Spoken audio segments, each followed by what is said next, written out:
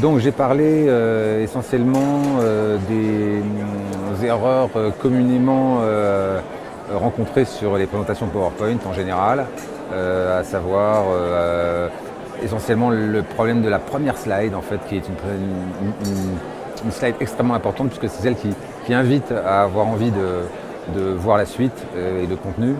Puis j'ai aussi parlé de ce qui est derrière, c'est-à-dire l'ordre dans lequel il faut présenter les choses, qui est souvent totalement à l'envers. Et les gens ont l'habitude de commencer par la fin, c'est-à-dire par ce qu'il y a de plus ennuyeux, de plus général, et ne commencent pas forcément par le point clé qui est le vrai moteur en fait, de la présentation. Donc ça c'était très intéressant, ça a bien réagi. Les gens se reconnaissaient pas mal en fait, dans ces mauvaises pratiques.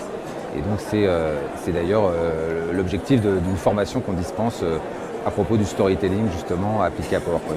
Effectivement, à l'aide d'une formation justement ad hoc sur ce sujet précis jusqu'à des pratiques techniques pour gagner du temps, parce que le temps c'est très important sur une présentation, les gens perdent beaucoup de temps parce qu'ils n'arrivent pas à faire ceci, cela, etc. Et donc au détriment du contenu finalement, ils passent des heures et des heures à essayer de recaler un truc à gauche, à droite.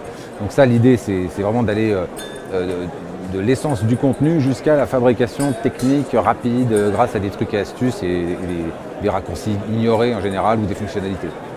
Et ensuite l'autre facette qui est la facette plus ancienne, puisque ça fait 10 ans maintenant qu'on fait ça, on aide les entreprises à faire leur présentation avec différents services qui sont du PPT Clean, qui est le fait de rendre une présentation professionnelle, donc uniquement le fait qu'elle soit vraiment très clean, jusqu'au PPT Story où là on réécrit entièrement la présentation avec le client et on la retravaille graphiquement, etc.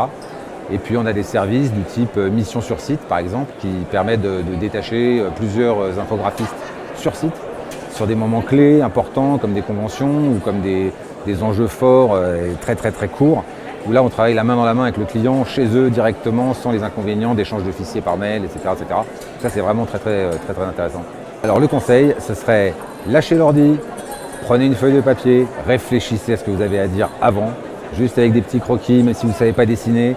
Et ensuite, une fois que vous avez la structure, vous êtes clair là-dessus, vous pouvez attaquer la présentation et ça sera beaucoup plus amusant. Vous perdrez moins de temps sur la première slide pendant 10 heures et faire les 50 autres en 1 heure. Voilà. Donc ça, c'est déjà le premier conseil.